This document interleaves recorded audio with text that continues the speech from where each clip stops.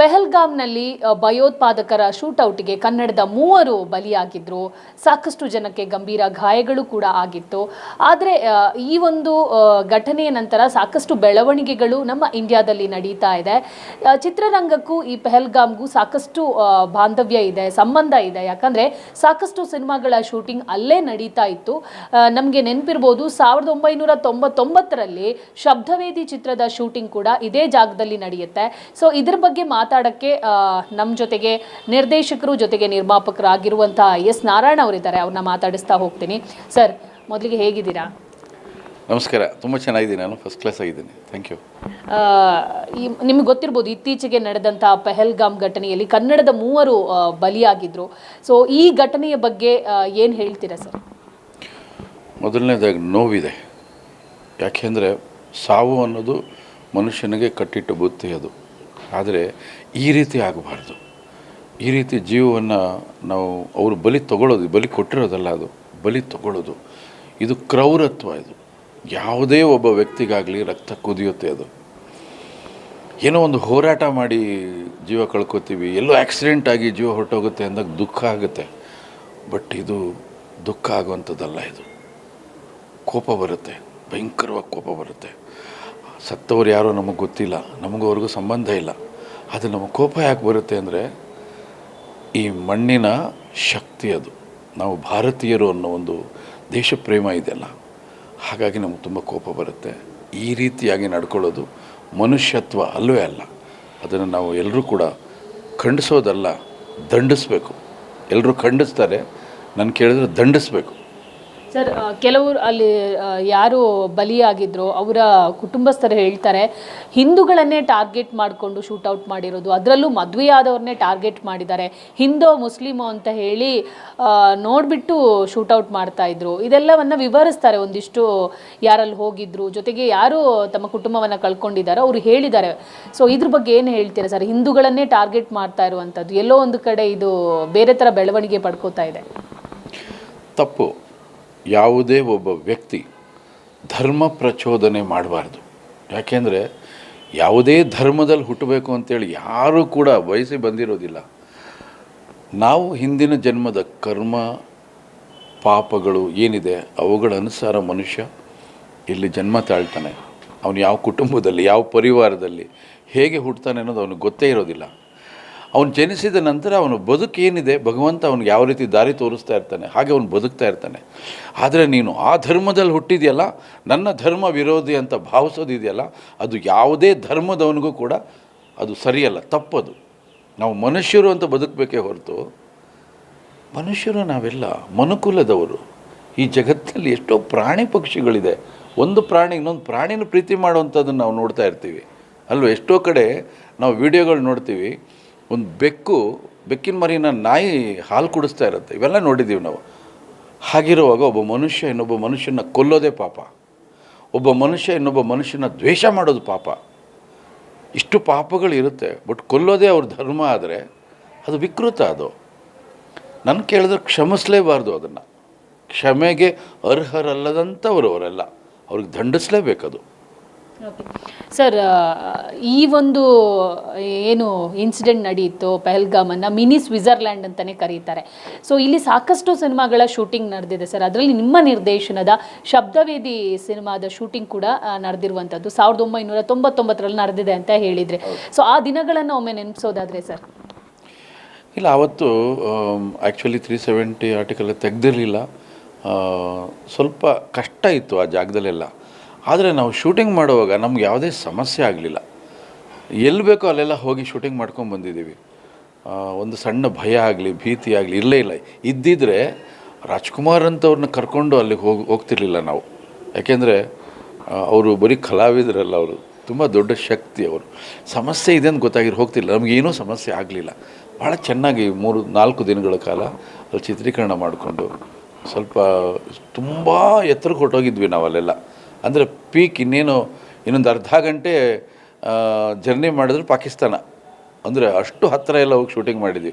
ನಮ್ಗೆ ಸಣ್ಣ ಸಮಸ್ಯೆನೂ ಆಗಲಿಲ್ಲ. ಎಲ್ಲೆಲ್ಲಿ ಶೂಟಿಂಗ್ ಮಾಡಿದ್ವಿ ಅಲ್ಲೆಲ್ಲರೂ ಕೂಡ ನಮ್ಮ BSFನವರು ನಮ್ಮ ಜೊತೆಯಲ್ಲಿದ್ದು ನಮಗೆ ಸಹಕಾರ ಕೊಟ್ಟು ಶೂಟಿಂಗ್ ಮಾಡೋದಕ್ಕೆ ಎಲ್ಲ ಅನುಕೂಲ ಮಾಡಿಕೊಟ್ರು. ನಮಗೆ ಭಯ ಹುಟ್ಟಿಸ್ಲಿಲ್ಲ, ನೀವು ಅಲ್ಲಿ ಹೋಗಬೇಡಿ ಇಲ್ಲಿ ಹೋಗಬೇಡಿ ಆ ಥರ ಏನೂ ಆಗಲೇ ಇಲ್ಲ. ಅಲ್ಲಿ ಭಾಳ ಚೆನ್ನಾಗಿ ಶೂಟಿಂಗ್ ಮಾಡ್ಕೊಂಡು ಬಂದ್ವಿ. ಸರ್, ಈಗ ಟೆಕ್ನಾಲಜಿ ಮುಂದುವರೆದಿದೆ, ಅಲ್ಲಿ ಕೇಬಲ್ ಕಾರ್ ಆಗಿರ್ಬೋದು, ಕುದುರೆ, ಅದು ವ್ಯವಸ್ಥೆಗಳು ಸಾಕಷ್ಟು ಇದೆ. ಬಟ್ ಆವಾಗ ಸರ್, ಯಾಕಂದರೆ ಅದು ಎತ್ತರದ ಪ್ರದೇಶ, ಅಲ್ಲಿ ಹೋಗೋಕ್ಕೆ ಇವಾಗಲೂ ಕಷ್ಟ ಅಂತ ತುಂಬ ಜನ ಹೇಳ್ತಾರೆ. ಸೊ ನೀವು ಹೆಂಗೆ ಹೋಗ್ತಾ ಇದ್ರಿ ಸರ್? ಯಾವ ಥರ ಅಲ್ಲಿಗೆ ನಮ್ಮ ಟೆಕ್ನಾಲಜಿ ಡಿಪಾರ್ಟ್ಮೆಂಟ್, ಈ ಕ್ಯಾಮ್ರಾ ಆಗಿರ್ಬೋದು, ಈ ಟೆಕ್ನಿಕಲ್ ಡಿಪಾರ್ಟ್ಮೆಂಟನ್ನು ಯಾವ ಥರ ಸಾಗಿಸಿದ್ರಿ ಅಲ್ಲಿಗೆ, ಇಕ್ವಿಪ್ಮೆಂಟ್ಸ್ಗಳನ್ನು? ಸೊ ನೀವು ಹೆಂಗೆ ಹೋದ್ರಿ ಅಲ್ಲಿಗೆ ಅಂತ ಹೇಳಿ? ಅಲ್ಲಿ ಲೋಕಲ್ ವೆಹಿಕಲ್ಗಳಿರುತ್ತೆ. ಆ ವೆಹಿಕಲ್ ಎಲ್ಲ ಕಡೆ ಸುತ್ತೋವಂಥ ಶಕ್ತಿಯ ವೆಹಿಕಲ್ಗಳಿರುತ್ತೆ. ನಾವೇನು ಮಾಡ್ತಾಯಿದ್ವಿ, ನಮ್ಮ ಎಲ್ಲ ಉಪಕರಣಗಳನ್ನು ಅದರಲ್ಲಿ ತುಂಬಿಕೊಂಡು ಕಲಾವಿದರಿಗೆ ಬೇರೆ ಉಪಕರಣಗಳು, ಬೇರೆ ಗಾಡಿಗಳು ಕೊಡ್ತಾಯಿದ್ರು, ಅವರು ಸಹಾಯ ಮಾಡ್ತಿದ್ರು, ಅದರಲ್ಲಿ ಹೋಗ್ತಾಯಿದ್ವಿ ನಾವು. ಆಮೇಲೆ ಒಂದಷ್ಟು ಜನ ಈ ಅಲ್ಲಿ ಕುದುರೆಗಳಿರೋದು, ಕುದುರೆ ಮೇಲೆ ಬರ್ತಿದ್ರು, ಅದೊಂಥರ ಜಾಲಿ ರೈಡ್ ಥರ ಅದು. ಇನ್ನೊಂದಷ್ಟು ಜನ ನಡ್ಕೊಂಡು ಹೋಗೋದೇ ಅವ್ರಿಗೊಂದು ಆನಂದ ಅಲ್ಲಿ. ಯಾಕೆಂದ್ರೆ ಅಂಥ ಒಂದು ಒಳ್ಳೆ ಗಾಳಿ, ಕಣ್ಣಿಗೆ ತಂಪು ಕೊಡುವಂಥ ವಾತಾವರಣ, ನಡ್ಕೊಂಡು ಹೋಗ್ತಿದ್ರು. ತುಂಬ ಕಷ್ಟ ಏನಂತ ಅನ್ನಿಸ್ಲಿಲ್ಲ ಅಲ್ಲಿ. ಹಾಗಾಗಿ ಆ ಚಿತ್ರೀಕರಣ ಮಾಡಿದಂಥ ಸಂದರ್ಭಗಳೆಲ್ಲ ನಮ್ಮ ಮೈಂಡಲ್ಲಿ ಹಾಗೆ ಕೂತ್ಕೊಂಡಿರ್ತಾಯಿತ್ತು ಅಲ್ಲಿ. ಸರ್, ಈಗ ಶೂಟೌಟ್ ಆಗಿದ್ದಂಥ ಪ್ಲೇಸು ಆವಾಗಲೂ ಹಾಗೆ ಇತ್ತಾ? ನೀವು ಅಲ್ಲಿ ಶೂಟಿಂಗ್ ಏನಾದರೂ ಮಾಡಿದ್ದೀರಾ? ಈಗ ಶೂಟೌಟ್ ಮಾಡಿರೋವಂಥ ಪ್ಲೇಸ್ ಪೆಹಲ್ಗಾಮ್ ಏನಿದೆ, ಆ ದೃಶ್ಯಗಳನ್ನು ನೀವು ನೋಡಿರ್ತೀರ. ಅದು ಮತ್ತು ನೀವು ಶಬ್ದವೇದಿ ಟೈಮಲ್ಲಿ ಅದೇ ಪ್ಲೇಸಲ್ಲಿ ಏನಾದರೂ ಶೂಟಿಂಗ್ ಮಾಡಿದ್ರಾ ಸರ್? ಇಲ್ಲ, ಅಲ್ಲಿ ಮಾಡೋಕ್ಕಾಗಲಿಲ್ಲ. ಬಿಕಾಸ್ ತುಂಬ ಜನ ಟೂರಿಸ್ಟ್ ಇದ್ದರು, ಆಮೇಲೆ ಅವ್ರಿಗೂ ತೊಂದರೆ ಆಗೋದು, ನಮಗೂ ತೊಂದರೆ ಆಗೋದು. ಅಲ್ಲಿ ಹೋದ್ವಿ ನಾವು, ಅಲ್ಲಿಂದ ಸ್ವಲ್ಪ ಮುಂದಕ್ಕೆ ಹೊರಟೋದ್ವಿ, ಅಲ್ಲಿಂದ ಆಚೆ ಇನ್ನೂ ಬಾರ್ಡ್ರಿಗೆ ಹೋದ್ವಿ. ಜನಗಳು ಇಲ್ಲದೆ ಇರೋವಂಥ ನಿರ್ಬಿಡ ಪ್ರದೇಶದಲ್ಲಿ ನಮಗೆ ಸ್ವಲ್ಪ ಸ್ನೋಫಾಲ್ ಎಲ್ಲ ಬೇಕಾಗಿತ್ತು. ಹಾಗಾಗಿ ಗ್ರೀನ್ರಿ ಪ್ಲಸ್ ಸ್ನೋಫಾಲ್ ಎರಡೂ ಮಿಕ್ಸ್ ಮಾಡಿ ನಾವು ಶೂಟಿಂಗ್ ಮಾಡಿದ್ವಿ. ಸರ್, ಈಗ ಹೇಳಿದ್ರಿ ಇಲ್ಲಾದರೂ ತುಂಬ ಜನಗಳಿರ್ತಾರೆ. ಸೊ ನೀವು ಪೀಕಿಗೆ ಹೋದ್ರಿ ಅಂದರೆ ಅಲ್ಲಿ ಯಾರೂ ಜನಗಳಿರಲ್ಲ, ಅಲ್ಲಿ ಟೆರರಿಸ್ಟ್ಗಳಿರುವ ಸಾಧ್ಯತೆಗಳು ಕೂಡ ಹೆಚ್ಚಿರುತ್ತೆ. ಸೊ ಭಯ ಏನು ಅನಿಸಿಲ್ವಾ ಸರ್ ಆ ಟೈಮಲ್ಲಿ, ಅಥವಾ ಹೆಂಗಿತ್ತು ಆ ವಾತಾವರಣ ಅಂತ? ನಮ್ಗೆ ಆ ಕಲ್ಪನೆನೇ ಇಲ್ಲ, ಇಲ್ಲಿ ಟೆರರಿಸ್ಟ್ಗಳಿದ್ದಾರೆ, ತೊಂದರೆ ಆಗುತ್ತೆ. ಆ ಕಲ್ಪನೆ ಇದ್ದಿದ್ರೆ ನಾವು ಶೂಟಿಂಗ್ಗೆ ಹೋಗ್ತಿರ್ಲಿಲ್ಲ, ಭಯ ಪಟ್ಕೊಂಡು ಬಂದುಬಿಡ್ತಾಯಿದ್ವಿ. ಬಿಕಾಸ್ ಅಣ್ಣವ್ರನ್ನ ಕರ್ಕೊಂಡು ಅಲ್ಲೋಗಿ ರಿಸ್ಕ್ ತಗೊಳ್ಳೋಂಥ ಅದು ತುಂಬ ಸಾಹಸದ ಕೆಲಸ, ನಾವು ಮಾಡ್ತಿರ್ಲಿಲ್ಲ. ಅದು ನಮಗೆ ಆ ಕಲ್ಪನೆಯಲ್ಲೇ ಇಲ್ಲ, ಇಲ್ಲಿ ಟೆರರಿಸ್ಟ್ಗಳ ಹಾವಳಿ ಇದೆ, ಅವರು ಬಂದು ಜನಗಳಿಗೆ ತೊಂದರೆ ಕೊಡ್ತಾರೆ, ಇವೆಲ್ಲ ಇರಲಿಲ್ಲ. ಮೇಲಾಗಿ ಇನ್ನೊಂದು ಮುಖ್ಯವಾದ ವಿಚಾರ, ಇವತ್ತಿನವರೆಗೂ ನನಗೆ ತಿಳಿದ ಮಟ್ಟಿಗೆ ಅವರು ಸಾರ್ವಜನಿಕರಿಗೆ ತೊಂದರೆ ಕೊಟ್ಟಿದ್ದು ಉದಾಹರಣೆ ಇಲ್ಲ, ಟೂರಿಸ್ಟ್ಗಳಿಗೆ ಸಮಸ್ಯೆ ಮಾಡಿದ್ದು ಉದಾಹರಣೆ ಇಲ್ಲ. ಹಾಗಾಗಿ ನಮಗದು ಮೈಂಡ್ಗೆ ಹೋಗಲೇ ಇಲ್ಲ. ಅವರೇನು ತೊಂದರೆಗಳು ಕೊಟ್ಟಿದ್ದಾರೆ, ಬೇರೆ ಅಲ್ಲಿರೋ ಲೋಕಲಿಸ್ಟ್ ಮಾಡಿದ್ದಾರೆ, ಸೈನಿಕರ ಮೇಲೆ ಅವರು ತೊಂದರೆ ಮಾಡಿದ್ದಾರೆ, ಅಲ್ಲಿದ್ದಂಥ ಹಿಂದೂ ಸಮುದಾಯಗಳಿಗೆ ತೊಂದರೆ ಮಾಡಿದ್ದಾರೆ, ಇವೆಲ್ಲ ಕೇಳಿದ್ದೀವಿ ನಾವು. ಈ ಥರದ್ದು ಮೊದಲನೇ ಸಲ ಅಲ್ಲಿ ಟೂರಿಸ್ಟ್ಗಳೇನು ಹೋಗಿರ್ತಾರೆ ಅವ್ರುಗಳಿಗೆ ತೊಂದರೆ ಮಾಡಿದ್ದು ಮೊದಲನೇ ಸಲ ಅಂತ ನನ್ನ ಪ್ರಕಾರ. ಇದುವರೆಗೂ ಮಾಡಿಲ್ಲ ಅದು. ಸರ್, ಈಗ ಅಣ್ಣವ್ರ ಬಗ್ಗೆ ಹೇಳೋದಾದರೆ, ಪಾರ್ವತಮ್ಮ ಪ್ರೊಡಕ್ಷನಲ್ಲಿ ಆಗಿರುವಂಥ ಒಂದು ಸಿನಿಮಾ ಆಗಿರೋದ್ರಿಂದ ಸೊ ಫೆಸಿಲಿಟಿಗಳು ಹೆಂಗಿತ್ತು ಸರ್? ಜೊತೆಗೆ ಅಣ್ಣವ್ರು ಏನು ಹೆದರ್ಕೊಂಡಿಲ್ವಾ, ಅಥವಾ ಈ ಥರ ಒಂದು ಪ್ಲೇಸಿಗೆ ಹೋಗ್ತಿದ್ದೀವಿ ಅಂದರೆ ನಿಮಗೆ ಎಲ್ಲೋ ಒಂದು ಕಡೆ ಅದರ ಅರಿವಿಲ್ಲದಿದ್ರು ಒಂದು ಭಯ ಅನ್ನುವಂಥ ಚಿಕ್ಕದು ಕಾಡುತ್ತೆ, ಅಂಥದ್ದೇನು ಅನಿಸಿರ್ಲಿಲ್ವಂತೇನಾ? ನಿಮಗೊಂದು ವಿಷಯ ಹೇಳ್ತೀನಿ. ಈಗ ನೋಡಿ, ನಾವು ಪೆಹಲ್ಗಾಮ್ ಅಂದರೆ ನಮಗೊಂದು ಭಯ ಇದೆ. ಈಗ ಮತ್ತೆ ಒಂದು ನೆಕ್ಸ್ಟ್ ನಾಳೆ ನಾವೆಲ್ಲರೂ ಪೆಹಲ್ಗಾಮ್ಗೆ ಹೋದ್ವಿ ಅಂದರೆ ನಮ್ಗೆ ಆ ಭಯ ಇರೋದಿಲ್ಲ. ಯಾಕೆಂದರೆ ಆ ಸೌಂದರ್ಯ ಇದೆಯಲ್ಲ, ಆ ಜಾಗದ ಸೌಂದರ್ಯ ಇದೆಯಲ್ಲ, ನಮಗೆಲ್ಲವನ್ನು ಮರೆಸುತ್ತೆ ಅದು. ನಮ್ಗೆ ಅಲ್ಲಿ ಹೋದಾಗ ಭಯ ಬರೋದಿಲ್ಲ.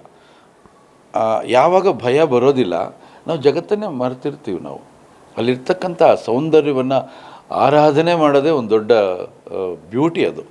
ಹಾಗಾಗಿ ನಮ್ಗೆ ಯಾರಿಗೂ ಆ ಕಲ್ಪನೆನೇ ಇರಲಿಲ್ಲ ಬಿಡಿ. ನಾವೆಲ್ಲ ಬರೀ ಲೊಕೇಶನ್ ಎಂಜಾಯ್ ಮಾಡ್ತಿದ್ವಿ, ಹಾಡುಗಳು, ಆಮೇಲೆ ಜೊತೆಲಿ ಫುಲ್ ಯೂನಿಟ್ ಇತ್ತು, ತುಂಬ ಜಾಲಿಯಾಗಿದ್ವಿ ನಾವು. ಅಷ್ಟು ಚೆನ್ನಾಗಿತ್ತು ನಾವು ಹೋದಾಗ. ಸರ್, ಪ್ರೇಮ ಕಾಶ್ಮೀರ ಹಾಡನ್ನು ಗಮನಿಸಿದ್ವಿ. ಸೊ ಅದು ಫುಲ್ ಸ್ನೋ ಇದೆ. ಸೊ ಅದು ಈ ಒಂದು ಪ್ಲೇಸಿಗಿಂತ ಎಷ್ಟು ದೂರ ಇತ್ತು ಸರ್? ಏನಾದರೂ ಅದು ಹೇಳ್ಬೋದಾ? ಹೇಳ್ಬೋದು. ಅಲ್ಲಿಂದ ಸುಮಾರು ಒಂದು 3 ಗಂಟೆಗಳ ಕಾಲ ಟ್ರಾವೆಲ್ ಮಾಡಬೇಕು. ಯಾಕೆಂದರೆ ನಾನು ಹೇಳಿದ್ನಲ್ಲಾಗಲೇ, ತುಂಬ ಎತ್ತರದ ಪ್ರದೇಶ. ಅಲ್ಲಿ -3 ಇದು ನಮಗೆ ಡಿಗ್ರಿ ಇದ್ದು, -3 ಡಿಗ್ರಿಯಲ್ಲಿ ಅಣ್ಣವರು ಆ ಏಜಲ್ಲಿ 72 ವರ್ಷದಲ್ಲಿ ಅವ್ರಿಗೆ ಸ್ವಲ್ಪ ಕೂಡ ಚಳಿ ಆಗದೆ ತುಂಬ ಚೆನ್ನಾಗಿ ಆ್ಯಕ್ಟ್ ಮಾಡಿ ಆ ಸಾಂಗನ್ನು ನೋಡ್ತಾ ಇರ್ತೀರಿ, ಎಷ್ಟು ಉತ್ಸಾಹ ಕಾಣುತ್ತೆ ಮುಖದಲ್ಲಿ. ತುಂಬ ಅಲ್ಲಿಂದ ಒಂದು ಅರ್ಧ ಗಂಟೆ ಟ್ರಾವೆಲ್ ಮಾಡಿದ್ರೆ ನಮಗೆ ಪಾಕಿಸ್ತಾನ. ಹಾಗಾಗಿ ನಮಗೇನು ಭಯನೇ ಆಗಲಿಲ್ಲ, ತುಂಬ ಚೆನ್ನಾಗಿ ಶೂಟಿಂಗ್ ಮಾಡ್ಕೊಂಡ್ಬಂದ್ವಿ ನಾವು. ಸರಿ, ನೀವು ಪರ್ಮಿಷನ್ ತಗೊಳ್ಳೇಬೇಕಿತ್ತು. ಸೊ ಹೆಂಗೆ ಪರ್ಮಿಷನ್ ಅಲ್ಲಿ ಕೊಡ್ತಾ ಇದ್ರು ಸರಿ? Permission procedure ಹೆಂಗಿರ್ತಿತ್ತು?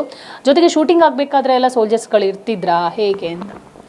ಪರ್ಮಿಷನ್ ಕೊಡೋವಾಗ ಕೆಲವು ಜಾಗಗಳು ಕೊಡೋದಿಲ್ಲ ಅವರು, ಅಲ್ಲಿ ಹೋಗಬೇಡಿ ಅಂತಲೇ ಮೆನ್ಷನ್ ಮಾಡಿರ್ತಾರೆ, ಇಂಥ ಕಡೆನೇ ಶೂಟಿಂಗ್ ಮಾಡಬೇಕು ಅಂತ ಮೆನ್ಷನ್ ಮಾಡಿರ್ತಾರೆ. ಹಾಗಾಗಿ ನಾನು ಲೊಕೇಶನ್ ನೋಡಿಕೊಂಡು ಬಂದಿದ್ದರೆ ಪರವಾಗಿಲ್ಲ, ನಾನು ಲೊಕೇಶನ್ ನೋಡೋಕ್ಕೆ ಹೋಗಲಿಲ್ಲ. ಒಂದಿನ ಮೊದಲು ಹೋಗಿ ಒಂದು ಲೊಕೇಶನ್ಲ ನೋಡಿಕೊಂಡೆ ನಾನು. ಅಷ್ಟು ದೂರ ನಾವು ಹೋದ್ಮೇಲೆ ಅಲ್ಲಿ ಹೋಗಬೇಡ, ಇಲ್ಲಿ ಹೋಗಬೇಡ, ಅಲ್ಲಿ ಮಾಡಬಾರ್ದು, ಇಲ್ಲಿ ಮಾಡಬಾರ್ದು, ಅವೆಲ್ಲ ನಮಗೆ ಕಷ್ಟ ಆಗುತ್ತೆ. ಹಾಗಾಗಿ ನಾವೇನು ಮಾಡಿದ್ವಿ, ಸರ್ ನಾನು ಶೂಟಿಂಗ್ ಮಾಡಬೇಕು ಅಂತ ನನ್ನ ಅಣ್ಣವ್ರಿಗೆ ಹೇಳ್ತೀವಿ, ಅಣ್ಣ ಶೂಟಿಂಗ್ ಮಾಡಬೇಕು, ನಡೀರಿ ಹೋಗೋಣ ಅನ್ನೋರು ಅವರು. ಆ ನಡೀರಿ ಹೋಗೋಣ ಅಂತ ಅವ್ರೇನು ಹೇಳ್ತಾರಲ್ಲ ಅಷ್ಟೇ ನುಗ್ಗಿಬಿಡ್ತಾ ಇದ್ವಿ ನಾವು. ಎಲ್ಲಿ ಬೇಕೋ ಅವ್ರು ಶೂಟಿಂಗ್ ಮಾಡ್ಕೊಂಡು ಬರ್ತಾಯಿದ್ವಿ. ನಮ್ಗೆ ಗೊತ್ತೇ ಆಗಲಿಲ್ಲ. ಆಮೇಲೆ ನೆನೆಸ್ಕೋತಾ ಇದ್ವಿ, ಅಯ್ಯೋ ಪಾಕಿಸ್ತಾನ ಬಾರ್ಡ್ರಿಗೆ ಹೋಗಿದ್ದೀವ ನಾವು, ಏನಾರು ಹೆಚ್ಚು ಕಡಿಮೆ ಆಗಿದ್ರೆ ಏನು ಗತಿ ಅಂತೇಳಿ. ನಮಗೊಂದು ಸಣ್ಣ ಭಯ ಆಗಲೇ ಇಲ್ಲ ನಮ್ಗೆ. ಸರ್, ಇವಾಗ ಈ ಇನ್ಸಿಡೆಂಟನ್ನೆಲ್ಲ ಗಮನಿಸಿದಾಗ ನಿಮ್ಗೆ ಏನು ಅನಿಸುತ್ತೆ ಸರ್? ಈ ಸಂದರ್ಭದಲ್ಲೆಲ್ಲ ಈ ಥರ ಶೂಟಿಂಗ್ ಮಾಡೋಕ್ಕೆ ಆಗ್ತಿತ್ತೋ ಇಲ್ಲೋ ಅನ್ನೋ ಪ್ರಶ್ನೆ ಏನಾದರೂ ಕಾಡುತ್ತಾ? ಖಂಡಿತ ಕಾಡುತ್ತೆ. ಯಾಕೆಂದರೆ ಇನ್ನು ಮುಂದೆ ಅಲ್ಲಿ ಶೂಟಿಂಗ್ ಹೋಗೋದಕ್ಕೆ ಸ್ವಲ್ಪ ಭಯ ಆಗುತ್ತೆ. ಏನೂ ನಡೀದೇ ಇರ್ಬೋದು, ಅದು ಬೇರೆ ವಿಚಾರ, ಆದರೆ ಭಯ ಅನ್ನೋದು ಇದ್ದೇ ಇರುತ್ತೆ. ಯಾಕೆ ಅಂದರೆ ಆ ಥರದ್ದೊಂದು ಘಟನೆ ಇದು ನಡೆದು ಹೋಗಿದೆ. ಜೀವನ ಒತ್ತೆ ಇಟ್ಟು ಅಲ್ಲಿ ಹೋಗಬೇಕು ಅಂದರೆ ಅದು ಯಾರಿಂದನೂ ಸಾಧ್ಯ ಇಲ್ಲ. ಯಾಕೆ ಜೀವ ಬೆಲೆ ಕಟ್ಟೋಕ್ಕಾಗದೇ ಇರುವಂಥದ್ದು. ನೀವು ಎಷ್ಟೇ ಕೊಟ್ಟರು ಕೊಂಡ್ಕೊಳ್ಳೋಕ್ಕಾಗದೇ ಇರೋದು ಯಾವುದಪ್ಪ ಅಂದರೆ ಜೀವ. ಯಾರಾದರೂ ರಿಸ್ಕ್ ತೊಗೊಳ್ತಾರೆ, ಅದು ಯಾವನು ಬರ್ತಾನೆ ನೋಡ್ತೀನಿ ಅಂತ ಯಾರು ಹೋಗಲ್ಲ, ಸಾಧ್ಯನೇ ಇಲ್ಲ ಅದು. ಫಸ್ಟ್ ಅಲ್ಲಿಗೆ ಶೂಟಿಂಗ್ ಹೋಗಲ್ಲ, ಫಸ್ಟ್ ಆಫ್ ಆಲ್ ಪ್ಲಾನೇ ಮಾಡಲ್ಲ ಅದು. ಸರ್, ಇವಾಗ ಇದರ ಜೊತೆಗೆ ನಿಮಗೂ ಒಂದು ಇನ್ಸಿಡೆಂಟ್ ನಡೆದಿದೆ, ಒಂದು ಘಟನೆ ನಡೆದಿದೆ. ಈ ಸಿನಿಮಾ ಬಿಟ್ಟು ಅಲ್ಲಿಗೆ ಮತ್ತೊಮ್ಮೆ ನೀವು ಹೋಗ್ತೀರಾ, ಆ ಸಂದರ್ಭದಲ್ಲಿ ನಿಮಗೊಂದಿಷ್ಟು ಫೇಸ್ ಮಾಡ್ತೀರಾ ಸಿಚುವೇಶನ್ ಅಂತ ನೀವು ಹೇಳ್ತಾ ಇದ್ರಿ ಸರ್. ಏನಾಗಿತ್ತು? ಯಾವ ಸಿನಿಮಾ ಸಂದರ್ಭ? ಇದ್ರ ಬಗ್ಗೆ ಹೇಳ್ಬೋದು ಸರ್?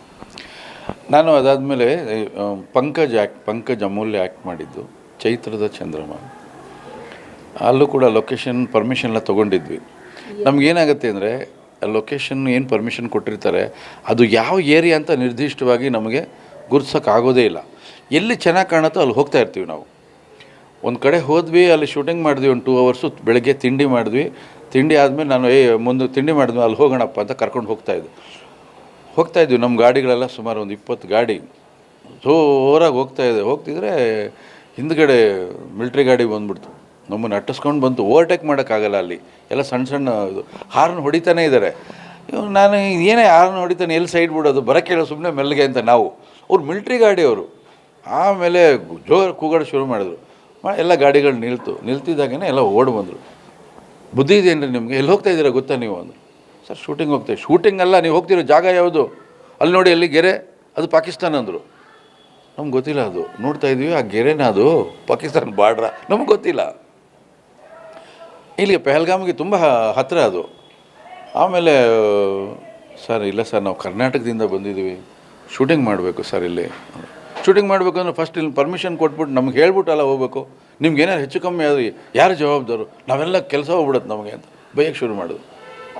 ಸರ್ ಏನಾದ್ರು ಮಾಡಿ ಸರ್, ನಮಗೆ ಶೂಟಿಂಗ್ ಹೋಗಬೇಕು. ಆಯಿತು, ಒಂದು ಅರ್ಧ ಗಂಟೆ ಪರ್ಮಿಷನ್ ಕೊಡ್ತೀನಿ, ಫಸ್ಟ್ ಕುಂಕುಮ ತೆಗೆದುಬಿಡಿ ನೀವು ಅಂದರು.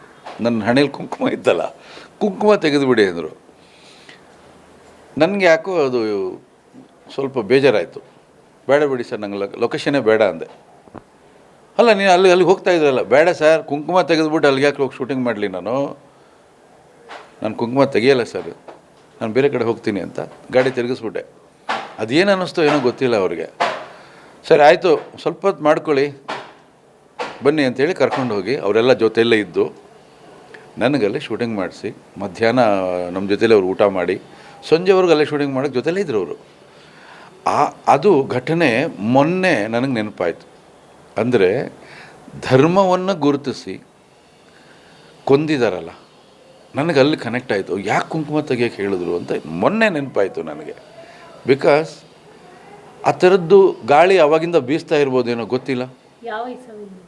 2006 ಇದು, 2006 ಈ ಥರದ ಗಾಳಿ ಮೊದಲಿಂದ ಇತ್ತೇನೋ ಗೊತ್ತಿಲ್ಲ ನಮಗೆ ಅಲ್ವಾ? ಇಲ್ದವ್ರು ಅವ್ರು ಯಾಕೆ ಕುಂಕುಮ ತೆಗೆದುಬಿಟ್ಟು ಹೋಗು ಅಂತ ಹೇಳ್ತಾರೆ. ಅದು ನೆನಪಾಯಿತು. ಆ ಘಟನೆ ಅಂತೂ ನಾನು ಮರೆಯೋಕ್ಕೆ ಸಾಧ್ಯನೇ ಇಲ್ಲ.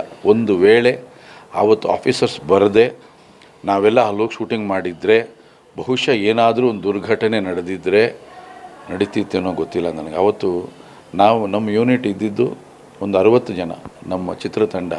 ಬಟ್ ನಮ್ಮ ಹಿಂದೆ ಇದ್ದವರು ಇವರೆಲ್ಲ ಅಂದರೆ ಈ BSF ಯೋಧರು ಒಂದು 200 ಜನ ಇದ್ದರು ವಿತ್ ವೆಪನ್. ಶೂಟಿಂಗ್ ಎಲ್ಲ ಮುಗಿದು ನಮ್ಮನ್ನು ಕಳಿಸ್ಕೊಟ್ರು ಅಲ್ಲಿಂದ. 2 ದಿನ ನಮ್ಮ ಜೊತೆಲಿದ್ದರು. ಅವಾಗ ಹೇಳಿದ್ರು, one of the dangerous place ನೀವು ಹೋಗಿದ್ದಲ್ಲಿ, ಒನ್ ಆಫ್ ದ ಡೇಂಜರಸ್, ಎಲ್ಲೆಲ್ಲಿ ಪಹಲ್ಗಾಮಿಂದ ಜಸ್ಟ್ ಒಂದು 30 ಕಿಲೋಮೀಟರ್ಸ್, ಡೇಂಜರಸ್ ಏರಿಯಾ ಅದು. ಆ ಏರಿಯಾದಲ್ಲಿ ನಾವು ಪಬ್ಲಿಕ್ನ ಓಡಾಡೋಕ್ಕೆ ಬಿಡಲ್ಲ ಅಲ್ಲಿ ಅಂತ ನಿಮ್ಮನ್ನು ಶೂಟಿಂಗ್ ಮಾಡೋಕ್ಕೆ ಕೊಟ್ಟಿದ್ದು. ನಾನು ನಡ್ಗೋಗ್ಬಿಟ್ಟೆ ಆವಾಗ. ಅಲ್ಲಿ ತನಕ ಭಯನೇ ಬರಲಿಲ್ಲ. ಅಂದರೆ ಶೂಟಿಂಗ್ ಹೋಗುವಾಗ ನಮಗೊಂದು ಉತ್ಸಾಹ ಇರುತ್ತೆ, ಗೊತ್ತಿಲ್ಲದೆ ನುಗ್ಗಿಬಿಡ್ತೀವಿ ನಾವು. ಅಲ್ಲಿ ಏನು ಅಪಾಯ ಆಗುತ್ತೆ ಗೊತ್ತೇ ಆಗಲ್ಲ. ಹಾಗಾಗಿ ಅವರು ಮಿಸ್ಟರ್ ವರ್ಮಾ ಅಂತ ಆಫೀಸರ್, ಅವರು ತುಂಬ ಸಹಾಯ ಮಾಡಿದ್ರು ನಮಗೆ, ಜೊತೆಯಲ್ಲೇ ಇದ್ದರು, ನಮ್ಮನ್ನು ಎಂಕರೇಜ್ ಮಾಡ್ತಾಯಿದ್ರು, ಧೈರ್ಯ ತುಂಬ್ತಾಯಿದ್ರು. ನೀವು ಇನ್ನೆಲ್ಲಿ ಮಾಡಬೇಕು ಅನ್ನೋರು, ಇನ್ನೆಲ್ಲಿ ಮಾಡ್ತೀರಿ. ಆಮೇಲೆ ನಾನು ಅಲ್ಲಿಂದ ಹೊರಡೋವಾಗ ಕೇಳಿದೆ, ಸರ್ ಅಲ್ಲಿ ಶೂಟಿಂಗ್ ಮಾಡೋಕ್ಕೆ ಪರ್ಮಿಷನ್ ಕೊಡಲ್ಲ ಅಂತ ಹೇಳಿ ಆಮೇಲೆ ನೀವೇ ನಿಂತು ಮಾಡಿಸಿದ್ರಲ್ಲ, ಯಾಕೆ ಸರ್ ನಾನು ನೀನು ಕುಂಕುಮ ತೆಗಿಯಲ್ಲ ಅಂತ ಹೇಳಿದೆ ಅಲ್ಲ, ನನಗೆ ಅದು ಇಷ್ಟ ಆಯಿತು ಅಂದರು. ನೋಡಿ ಎಷ್ಟು ಚೆನ್ನಾಗಿದೆ ಬಾಂಡಿಂಗ್, ನೋಡಿ ಎಷ್ಟು ಚೆನ್ನಾಗಿದೆ. ನೀವು ಕುಂಕುಮ ತೆಗಿಯಲ್ಲ, ಅಳಿಸಲ್ಲ ಅಂತ ಹೇಳಿದೆ ಅಲ್ಲ, ನನಗದು ಇಷ್ಟ ಆಯಿತು ಅಂದರು. ಸೊ ನಿನ್ನಂತ ನನಗೆ ರಕ್ಷಣೆ ಕೊಡಬೇಕಾದ್ದು ಒಬ್ಬ ಭಾರತೀಯನಾಗಿ ನನ್ನ ಕರ್ತವ್ಯ.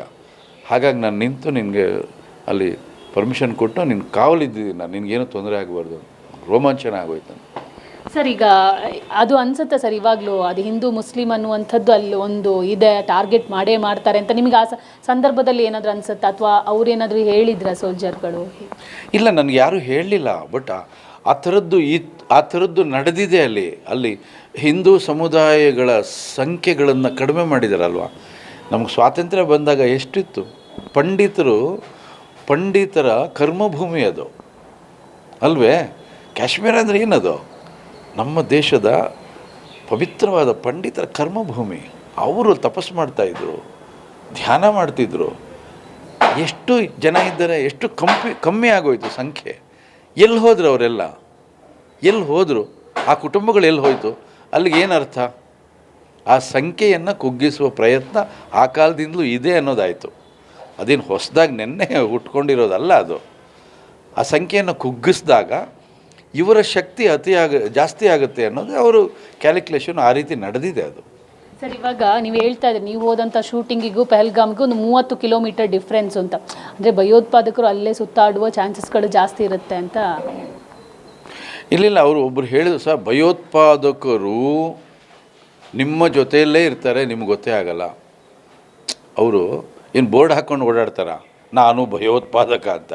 ಇಲ್ಲ, ನೀನು ಎಲ್ಲೋ ಅಲ್ಲಿ ಓಡಾಡ್ತಿರೋ, ನೀನು ಎದುರಿಗೆ ಬರ್ತಾನೆ ಅವನು, ಯಾವುದೋ ಕೂಲಿ ಮಾಡೋವನ ಥರನೋ, ಟ್ಯಾಕ್ಸಿ ಡ್ರೈವರ್ ತರಹನೋ, ಅವನು ಯಾವುದೋ ಒಂದು ಕಸುಬಿನಲ್ಲಿ ಇರ್ತಾನೆ. ಬಟ್ ಅವನು ಭಯೋತ್ಪಾದಕನಾಗಿರ್ತಾನೆ.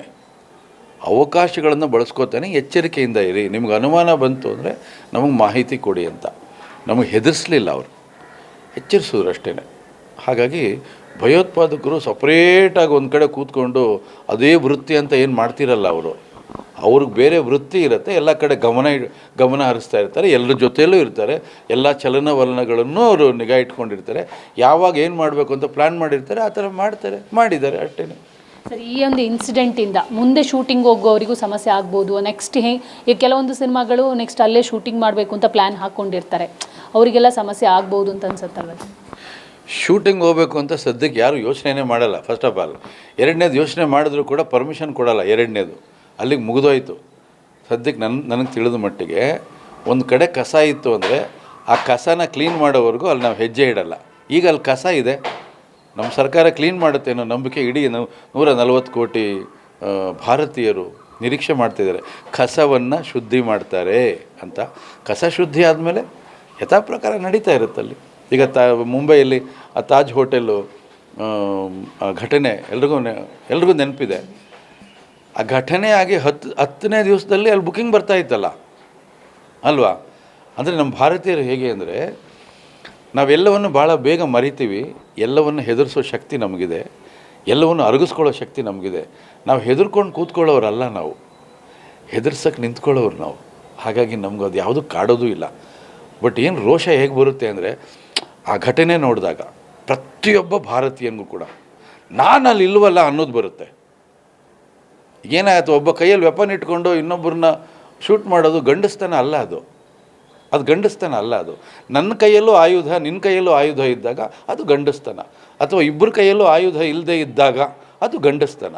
ಇದು ಹೇಡಿಗಳು ಮಾಡೋದು. ನಾನು ವೆಪನ್ ಇಟ್ಕೊಂಡು ನಿಮ್ಮನ್ನು ಹೆದರಿಸ್ಬಿಟ್ರೆ ನಾನು ಯಾವ ದೊಡ್ಡ ಗಂಡಸು ನಾನು ಅಲ್ವೇ? ಅದೇ ಲೆಕ್ಕಾಚಾರ. ಸರ್, ಇವಾಗ ಟೂರಿಸಮನ್ನೇ ನಂಬ್ಕೊಂಡು ಬದುಕ್ತಿದ್ದಂತಹ ಜನಗಳಲ್ಲಿ ಎಲ್ಲ ಸೊ ಅವರಿಗೆ ತೊಂದರೆಗಳು ಮತ್ತೆ ಶುರುವಾಗುತ್ತಂತೆ. ಯಾಕಂದರೆ ಈಗಷ್ಟೇ ಪಿಕಪ್ ಆಗಿದ್ರು ಆರ್ಟಿಕಲ್ 370 ಆದಮೇಲೆ. ಸೊ ಈಗ ಮತ್ತೆ ಟೂರಿಸಮ್ಗೂ ಎಫೆಕ್ಟ್ ಬೀಳುತ್ತಲ್ವ ಸರ್? ಸ್ವಲ್ಪ ಖಂಡಿತವಾಗ್ಲೂ ಬೀಳುತ್ತೆ. ಯಾಕೆಂದರೆ ಈ ಥರದ್ದಾದಾಗ ಇದಕ್ಕೂ ಅವ್ರ ಸಿದ್ಧತೆಗೆ ಮನಸ್ಥಿತಿ ಅದಕ್ಕೂ ಸಿದ್ಧತೆ ಮಾಡ್ಕೋಬೇಕಾಗ್ತದೆ. ಟೂರಿಸಮ್ನೇ ನಂಬ್ಕೊಂಡು ಬದುಕೋದೇ ಕಾಶ್ಮೀರ, ಅಲ್ಲಿ ಬೇರೆ ಏನೂ ಆದಾಯ ಇಲ್ಲ. ಹಾಗಾಗಿ ಮೊದಲು ಅವ್ರು ಯೋಚನೆ ಮಾಡಬೇಕು, ಇಲ್ಲಿ ನಾವು ಏನು ಮಾಡಬೇಕು ಅಂತ ಮೊದಲು ಅವ್ರು ಯೋಚನೆ ಮಾಡಬೇಕು. ಯಾಕೆಂದರೆ ಸರ್ಕಾರಕ್ಕಿಂತಲೂ ಮುಖ್ಯವಾಗಿ ಅಲ್ಲಿರ್ತಕ್ಕಂಥವ್ರಿಗೆ ಗೊತ್ತಿರ್ತದೆ ಭಯೋತ್ಪಾದಕರು ಎಲ್ಲಿದ್ದಾರೆ ಅಂತ. ಅವರನ್ನು ಅವರೇ ನಿರ್ಣಾಮ ಮಾಡಬೇಕು. ಅವ್ರ ಬದುಕಿಗೋಸ್ಕರ ಅಂಥವ್ರನ್ನ ಬೆಳೆಯೋಕ್ಕೆ ಬಿಡಬಾರ್ದು. ಅದು ಅವ್ರ ಕರ್ತವ್ಯ ಆಗುತ್ತೆ, ಅದು ಜವಾಬ್ದಾರಿ ಆಗುತ್ತೆ ಅವ್ರದ್ದು. ಟೂರಿಸಮ್ ನಿಂತೋಯ್ತು ಅಂದರೆ ಏನು ಮಣ್ಣು ತಿಂತಾರೆ ಅವರು? ಇಲ್ಲ ಸ್ನೋ ಐಸ್ ಇದೆ ತೊಗೊಂಡು ಬ್ಯಾಗ್ ಹಾಕೋತಾರೆ? ಆಗೋದಿಲ್ಲ. ಅದು ಅವ್ರು ಹೊರಗಡೆ ಬಂದು ಜೀವನ ಮಾಡೋಕ್ಕೂ ಆಗಲ್ಲ, ಬೇರೆ ಬದುಕು ಮಾಡೋಕ್ಕಾಗಲ್ಲ ಅವರು. ಹಾಗಾಗಿ ಅವ್ರಿಗೆ ಬದುಕಿಗೋಸ್ಕರ ಈ ಥರದ್ದು ತಡೀಬೇಕು, ಅದು ಅವ್ರ ಕರ್ತವ್ಯ. ಅದು ಸರ್, ಕೊನೆಯದಾಗಿ ಸಾಕಷ್ಟು ಸಿನಿಮಾಗಳು ಈಗಾಗಲೇ ಅಲ್ಲಿ ಶೂಟಿಂಗ್ ಮಾಡಿರೋದ್ರಿಂದ ಮುಂದೆ ಒಂದಿಷ್ಟು ಸಿನಿಮಾ ತಂಡಗಳಿಗೆ ಅಂತಹ ಒಂದು ಸುಂದರ ಪ್ಲೇಸ್ ಅಥವಾ ಮಿನಿ ಸ್ವಿಟ್ಜರ್ಲ್ಯಾಂಡ್ ಅಂತಲೇ ಕರೆಸ್ಕೊಡ್ತಾ ಇದ್ದಂತಹ ಒಂದು ಪಹಲ್ಗಾಮ್ ಅದನ್ನೆಲ್ಲ ಮಿಸ್ ಮಾಡ್ಕೋತಾರೆ ಅಲ್ವಾ ಚಿತ್ರತಂಡ ಅಂತೇಳಿ? ಏನೂ ಇಲ್ಲ, ಇದೆಲ್ಲ ಸ್ವಲ್ಪ ದಿನ ಅಷ್ಟೇ. ಯಥಾ ಪ್ರಕಾರ ಅಲ್ಲಿ ಶೂಟಿಂಗ್ ಆಗುತ್ತೆ, ಟೂರಿಸ್ಟ್ ಬರ್ತಾ ಇರ್ತಾರೆ, ಇದೆಲ್ಲ ಕೇರ್ ಮಾಡೋದಿಲ್ಲ. ಆಮೇಲೆ ನೀವು ಅಂದ್ಕೊಂಡಿದ್ದ ಹಾಗೆ ಈ ಭಯೋತ್ಪಾದನೆಗೆ ನನ್ನ ಪ್ರಕಾರ ಇದು ಅಂತಿಮ ಘಟ್ಟ ಅಂತ ನನ್ನ ಪ್ರಕಾರ. ಈಗ ಇದನ್ನು ಒಂದು ಕಡೆಗಾಣಿಸುವಂಥದ್ದು. ಪ್ರತಿ ಕಥೆಗೂ ಒಂದು ಕೊನೆ ಪುಟ ಇದ್ದೇ ಇರುತ್ತೆ, ಪ್ರತಿ ಸಿನಿಮಾಗೊಂದು ಕ್ಲೈಮ್ಯಾಕ್ಸ್ ಅಂತ ಇರುತ್ತೆ. ಹಾಗೆ ಇದು ಕೂಡ ಐ ಥಿಂಕ್ ಕೊನೆ ಪುಟ ಇದು. ನೋಡ್ತಾ ಇರಿ, ಕ್ಲೀನ್ ಆಗುತ್ತೆ, ಸ್ವಚ್ಛಂದ ಆಗುತ್ತೆ. ಆ ಸೌಂದರ್ಯವನ್ನು ಶುದ್ಧಿ ಮಾಡಿಕೊಡ್ತಾರೆ ನಮ್ಮ ಸರ್ಕಾರ, ಭಾರತ ಸರ್ಕಾರ.